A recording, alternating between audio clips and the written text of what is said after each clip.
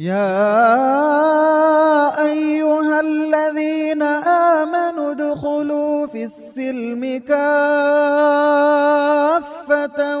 ولا تتبعوا خطوات الشيطان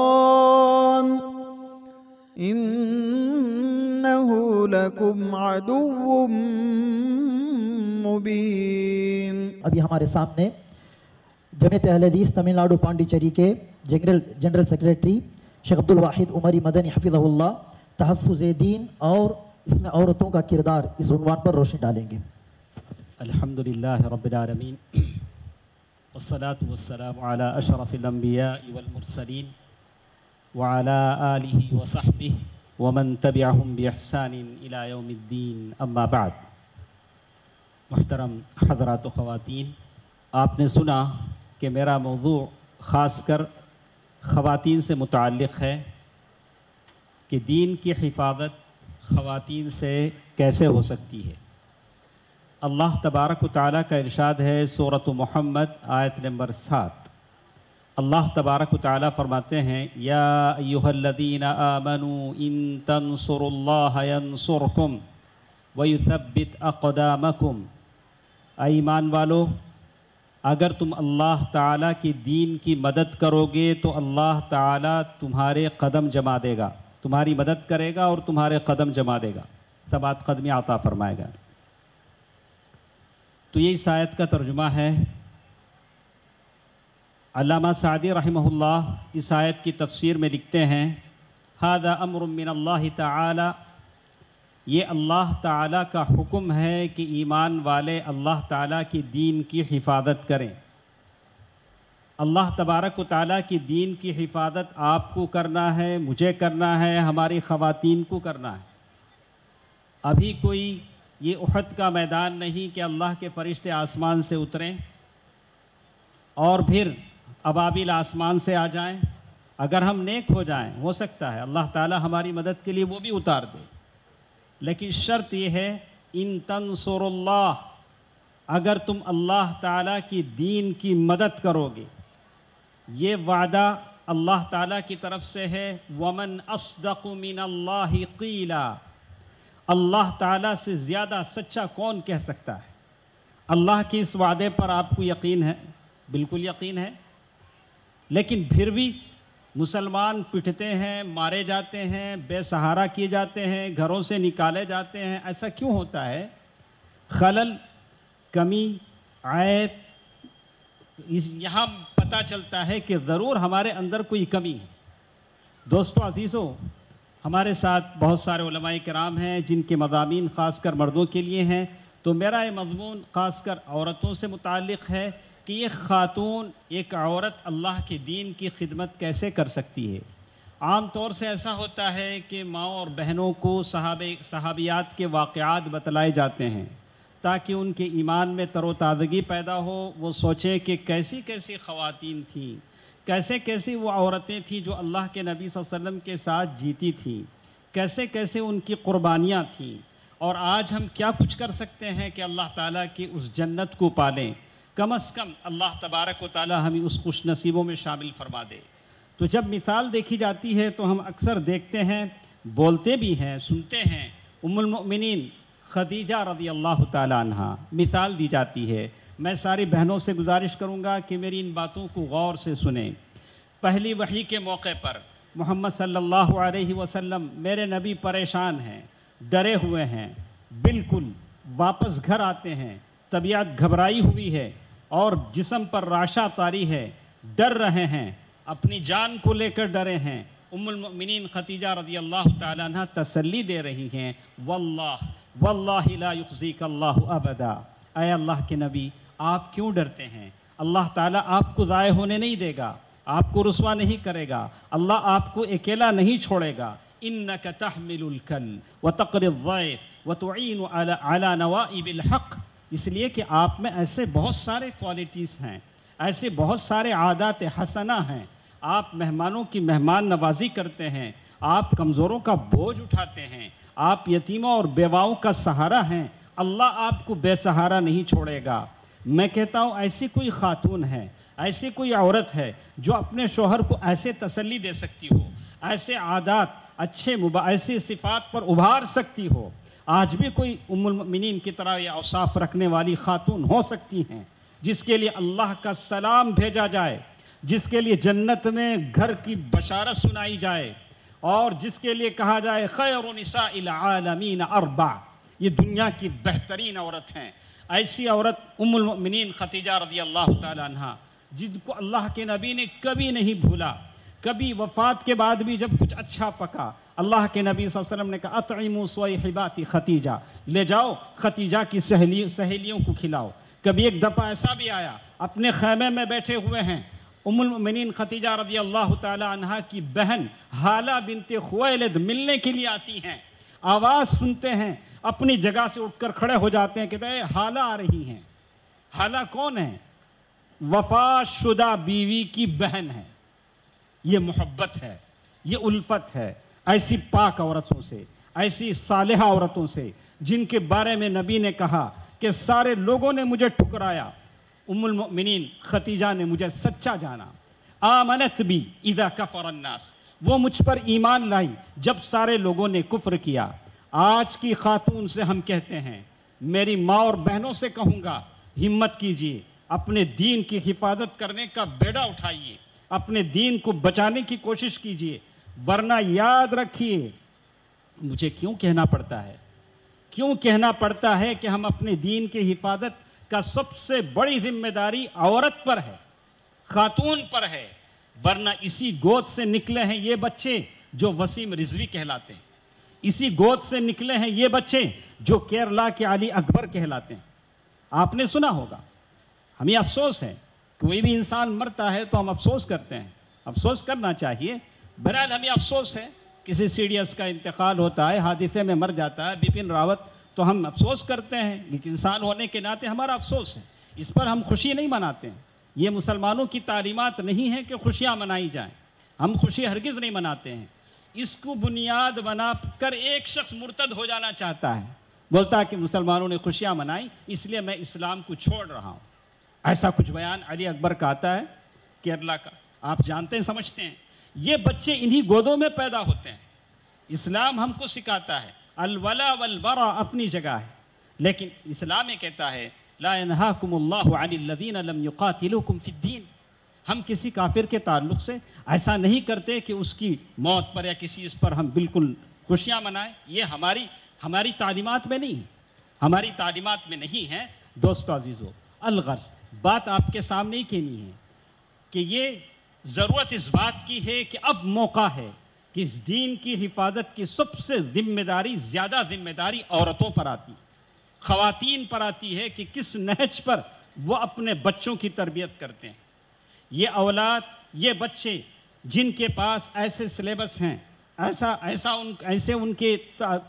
ان کو علمی مواد پڑھا جاتا ہے، ایسے گیم ان کو دیے جاتے ہیں جس کی وجہ سے وہ ارتداد کے دہانے پر کھڑے ہیں، ان کو بچانے کی ذمہ داری خواتین کی ہے۔ اور ہم سیرت میں دیکھتے ہیں اسی طرح الرمیسہ ام سلیم بنت ملحان صحابیہ ہیں، خاتون ہیں، ابو طلحہ کافر ہیں، مسلمان نہیں ہوئے، ابھی کافر ہیں، رشتہ بھیجا، شادی کرنا چاہتے ہیں، رمیسہ رضی اللہ تعالیٰ عنہ سے، ام سلیم جن کا نام ہے، بولا کہ میں آپ سے شادی کرنا چاہتا ہوں۔ کیا کہا؟ ام سلیم رضی اللہ تعالیٰ عنہ نے کیا جواب دیا؟ تاریخ یاد رکھے گی، میری آواز سننے والی ساری مائیں اور بہنیں سن لیں، اس صحابیہ نے کیا کہا؟ اے طلحہ، اے ابو طلحہ، آپ کو رد نہیں کیا جا سکتا، آپ کا رشتہ ٹھکرایا نہیں جا سکتا، آپ بڑے اچھے آدمی ہیں، وَلَكِنَّكَ كَافِرٌ، لیکن تم کافر ہو۔ اذا اسلمت، اگر تم مسلمان ہو جاؤ، اسلام کا مہری، تمہارا اسلام میرا مہر ہے۔ سبحان اللہ، سبحان اللہ، تم مسلمان ہو جاؤ تو تمہارا اسلام لانا میرا مہر ہے، تم اسلام لا لو۔ یہ پہلی خاتون جنت تھی انشاءاللہ جنہوں نے اسلام کو اپنا مہر بنایا۔ کیا ہماری عورتیں ایسی ہیں جو اس فرق کا لحاظ کر سکیں؟ میں روتا ہوں، آپ روتے ہیں، امت مسلمہ کی عورتوں کی ایک بہت بڑی تعداد ہے، لڑکیوں کی ایک بہت بڑی تعداد ہے جو اسلام اور کفر میں فرق نہیں کر پاتی، الولاء اور براء میں تمیز نہیں کر پاتی، اور پھر ان غیروں کے پاس چلی جاتی ہیں، ان کی شادیاں ہو جاتی ہیں، بچے پیدا کر لیتی ہیں، فرق نہیں کر پاتی۔ ان کو یہ باز گشت سن لینی چاہیے، ان کو صحابیہ کی آواز سن لینی چاہیے۔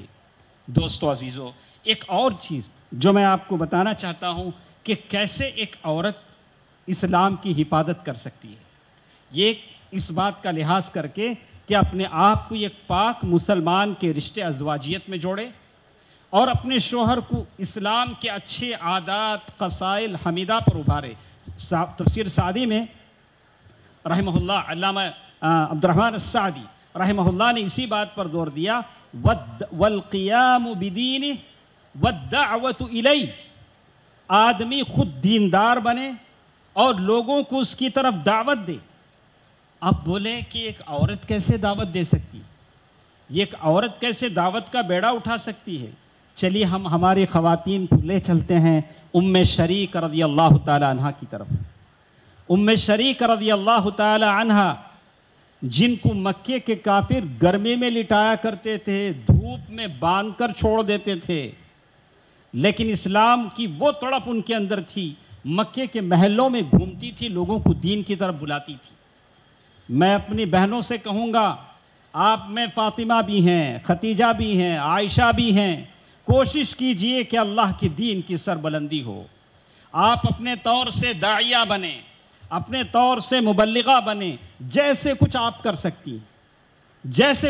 کر سکتی ہیں، اس کے لیے آپ کو وقت بھی دینا پڑے گا، مال بھی دینا پڑے گا۔ چلو آپ کہتی ہیں کہ ہم کون سا مال دیں، ہمارے پاس کون سا مال تھا، چلیے ہم آپ کو لے چلتے ہیں۔ اللہ کے نبی صلی اللہ علیہ وسلم کا وہ خطاب جو عید کا خطبہ دیا، بلال رضی اللہ تعالیٰ عنہ کہتے ہیں کہ عید کا خطبہ ختم ہوا، ہم کھڑے رہے، دامن پھیلایا، عورتوں کے سامنے اللہ کے نبی صلی اللہ علیہ وسلم نے چندے کی اپیل کی، عورتیں بالیاں نکالتی تھیں، گلے کا ہار نکالتی تھیں، سارا دامن بھر گیا، عورتیں صدقہ کرنے لگی۔ چلیے ہم سناتے ہیں اس عورت کو جو چوڑیاں پہن کر اللہ کے نبی صلی اللہ علیہ وسلم کے پاس آئی۔ اللہ کے نبی صلی اللہ علیہ وسلم نے فرمایا کہ اے خاتون، کیا تو اس چوڑیوں کی زکوٰۃ دیتی ہو؟ ہما للہ ولرسولہ، دونوں چوڑیاں نکالی، بنگڑیاں نکالی، رکھ دیا، کہا کہ یہ اللہ اور اس کے رسول کے لیے۔ دوستو عزیزو، یہ خواتین تھیں، یہ عورتیں تھیں، یہ لیڈیز تھیں جو وہ زمانے میں جب فقر و فاقہ کا زمانہ چلتا تھا، اللہ کے دین کے راستے میں دینے کے لیے سامنے آتی تھیں۔ قرآن نے انہی کے بارے میں کہا، ان المسلمین والمسلمات، بڑی لمبی تفصیل اللہ تعالیٰ نے گنا دی کہ جو اللہ کی راہ میں صدقہ دیتی ہے۔ دوستو عزیزو، ایک لمبی فہرست ہمارے پاس ہے، ایک لمبی فہرست ہمارے پاس ہے، جن کی شجاعت، جن کی دلیری۔ چلیے آپ دیکھتے ہیں کہ ہماری جو خواتین ہیں کیسے دین کی خدمت کر سکتی ہیں۔ میں آپ کو بتاتا ہوں، افحکم الجاہلیت یبغون، دین کی خدمت ایسے بھی ہے۔ آپ کی ہماری جب رشتہ داریاں چلتی ہیں، خاندان میں کبھی اونچ نیچ ہو جاتی ہے، آگے پیچھے ہو جاتا ہے، خاندان میں لڑائیاں جھگڑے آ جاتے ہیں۔ وَإِنِ امْرَأَةٌ خَافَتْ مِنْ بَعْلِهَا نُشُوزًا أَوْ إِعْرَاضًا فَلَا جُنَاحَ عَلَيْهِمَا أَنْ يُصْلِحَا بَيْنَهُمَا صُلْحًا وَالصُّلْحُ خَيْرٌ۔ قرآن نے گائیڈ لائنز بتائے ہیں، خاندان میں لڑائیاں ہو جاتی ہیں تو ایسا کرو، علماء کرام آپ کے پاس بیٹھے ہیں، مفتیان اعظام بیٹھے ہیں، اللہ کے حکم کے مطابق فیصلے کرو، یہ بھی اللہ کے دین کی خدمت ہے۔ کتنی خواتین ایسی ہیں، کتنے لیڈیز ایسی ہیں، کوئی فیملی کورٹ چلی جاتی ہے، کوئی کہتی ہے کہ میرے ہسبینڈ کو پولیس اسٹیشن کا مزہ چکھاؤں، اس پر کیس دھرنے چلی گئی۔ سبحان اللہ، قرآن کہتا فحکم الجاہلیت یبغون ومن لم یحکم بما انزل اللہ فاولئک هم الکافرون۔ کوشش کیجیے، جب مسئلہ اپنے علماء سے حل ہو سکتا ہے، اپنے اکابرین سے ہو سکتا ہے، اپنے اہل علم سے ہو سکتا ہے، تو آپ کو غیروں کے دروازے پر جانے کی ضرورت نہیں ہے۔ آپ نے اپنے دین کو اپنایا تو آپ نے دین کی حفاظت کی۔ سبحان اللہ، آپ نے دین کی حفاظت کی۔ کتنی ایسی خواتین تھیں صحابیات میں ہمیں ملتی ہیں، بچوں کی تربیت کرتی تھیں، لا الہ الا اللہ انہی پڑھاتی تھیں۔ الغرض ہمارے پاس ایک لمبی فہرست ہے، ہمارے ساتھ بہت سارے علماء کرام بھی ہیں۔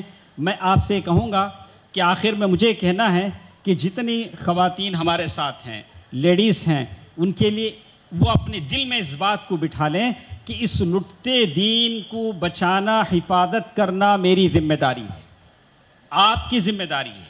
بحیثیت عورت الام مدرسہ، ماں مدرسہ ہوتی ہے۔ اگر ہم ایک مرد کو سکھاتے ہیں تو ایک مرد کو سکھاتے ہیں، لیکن ایک عورت کو سکھاتے ہیں تو یہ قوم کو سکھاتے ہیں۔ عورت کے اندر ایک فطرت ہوتی ہے، عورت کی ایک فطرت ہوتی ہے، جیسے علماء نے کہا کہ عورت جب ایک اچھی چیز کو جان لیتی ہے تو اس کے دل کے اندر ایک تڑپ اٹھتی ہے کہ میں سارے لوگوں کو یہ بات بتا دوں۔ جیسے آپ جانتے ہیں کہ ایک لیڈی، ایک خاتون کسی شاپنگ مال میں جاتی ہے، کسی دکان میں جاتی ہے، ایک چیز خریدتی ہے، سستے میں مل جاتی ہے، وہ کیا کرے گی؟ سارے خاندان کو اس دکان کے دروازے پر کھڑا کرے گی، ارے وہ دکان میں جاؤ، سستے میں ملتی ہے۔